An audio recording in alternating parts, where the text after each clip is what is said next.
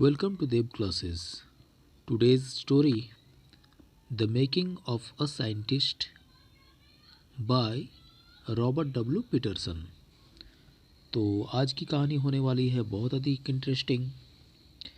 Eight the age of 22 Richard H Bright पूरे scientific world को ये दिखला देते हैं कि उनके अंदर भी कुछ टैलेंट है। 22 साल की उम्र में उन्होंने साइंटिफिक वर्ल्ड को ये बताया कि सेल्स कैसे फंक्शन करते हैं, कैसे वर्क करते हैं। बेसिकली रिचर्ड एच ब्राइट और उनके कॉलेज मेट ने इस थ्योरी पर वर्क किया और proceeding of national academy of science में एक्सप्लेनेशन भी उन्होंने दिया। ये फर्स्ट अपॉर्चुनिटी था जब इस इम्पोर्टेंट साइंटिफिक मैगजीन ने कॉलेज के स्टूडेंट्स के इस वर्क को पब्लिश किया था। रिचर्ड ब्राइट की साइंस में ये फर्स्ट अचीवमेंट बटरफ्लाई से शुरू हुआ।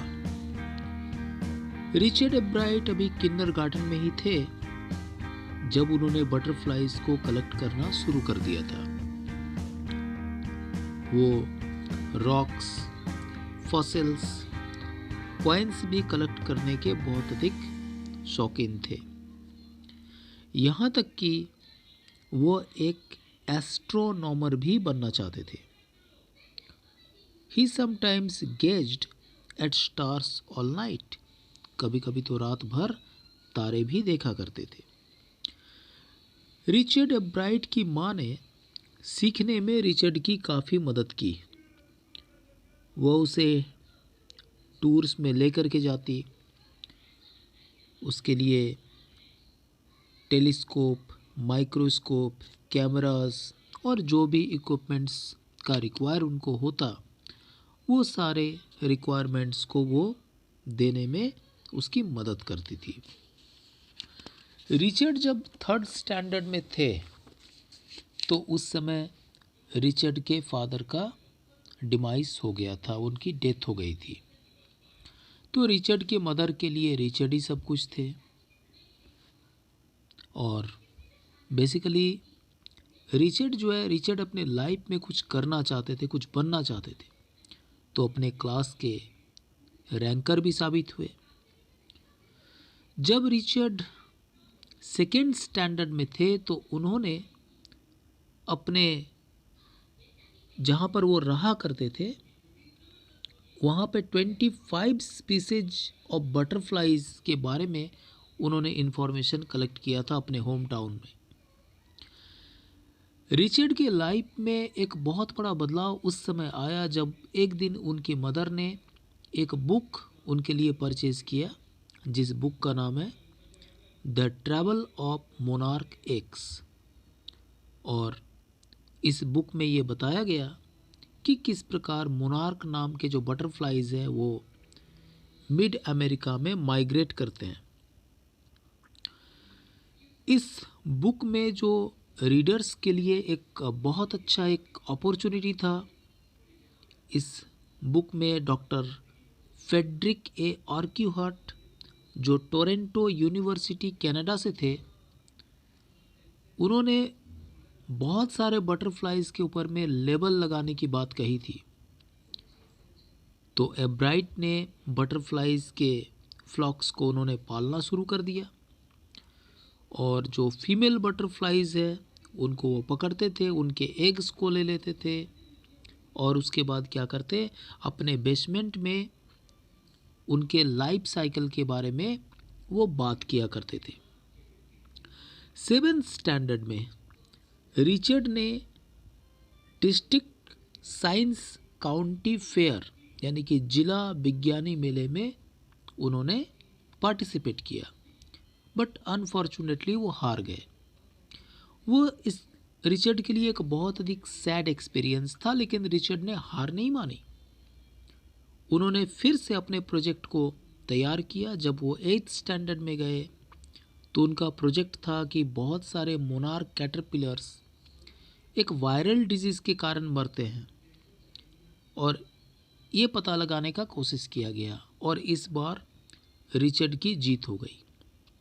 Next year science fair project इस सिस्टम पर वर्क कर रहा था कि वायसराय प्रजातियों की जो तितलियां होती है वो मोनार्क प्रजाति की तितलियों की नकल करती है, क्योंकि मोनार्क तितलियां जो है वो पक्षियों को स्वादिष्ट नहीं लगता है। ये प्रोजेक्ट जूलॉजी डिपार्टमेंट में फर्स्ट और पूरे डिस्ट्रिक्ट साइंस काउंटी फेयर में 3rd नंबर पर आया। और आगे चलकर रिचर्ड जो है नेक्स्ट ईयर में उनको और अच्छा अपॉर्चुनिटी मिला, क्योंकि उन्होंने दिखा दिया कि मोनार्क तितलियों के प्यूपा पर गोल्डन कलर का एक हार्मोन पैदा होता है जो बटरफ्लाइज के डेवलपमेंट के लिए बहुत अधिक ज़रूरी है। और इससे रिचर्ड को एक बहुत अच्छा चांस मिला। This project won him first place in the county fair and an entry into the international science and engineering fair. Richard एब्राइट को अपने नए थ्योरी पर एक विचार मिल गया जो कोशिका के जीवन के बारे में था। उससे पता लगाया कि कोशिका अपने डीएनए की रूपरेखा का अध्ययन कर सकती है। डीएनए एक कोशिका केंद्र न्यूक्लियस में ऐसा एक मटेरियल है जो बेसिकली हेरिडिटरी यानी कि वंशावली को नियंत्रित करता है।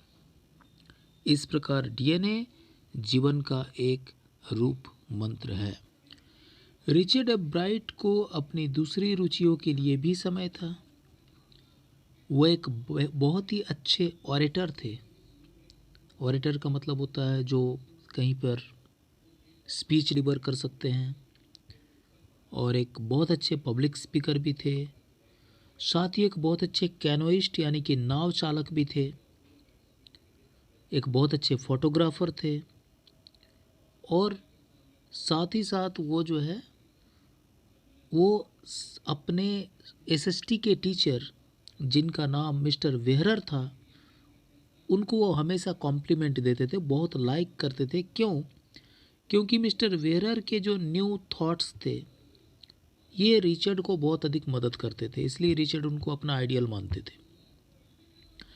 रिचर्ड एब्राइट एक कॉम्पिटिटर थे, लेकिन किसी बुरी भावना के अंतर्गत नहीं, केवल जीतने के लिए, जीतने में या एक पुरस्कार प्राप्त करने में उनकी रुचि नहीं थी। एक अच्छे वैज्ञानिक के गुण रिचर्ड एब्राइट में मौजूद थे। उनका दिमाग पहले दर्जे का था। उनके अंदर में किसी चीज़ को जानने की क्यूरियोसिटी होती थी। उसे अच्छे कारणों के कारण जीतने की इच्छा थी। The travel of monarch x नाम का जो बुक है ये रिचर्ड के लिए एक माइलस्टोन साबित हुआ, और उसके बाद रिचर्ड का दिमाग पूरी तरह से डेवलप कर गया, और फिर रिचर्ड कभी भी अपनी वैज्ञानिक उत्सुकता को नहीं खोया। तो इस प्रकार से ये कहानी नहीं, ये एक्सपीरियंस है। I hope you have liked it. Thank you very much. Bye.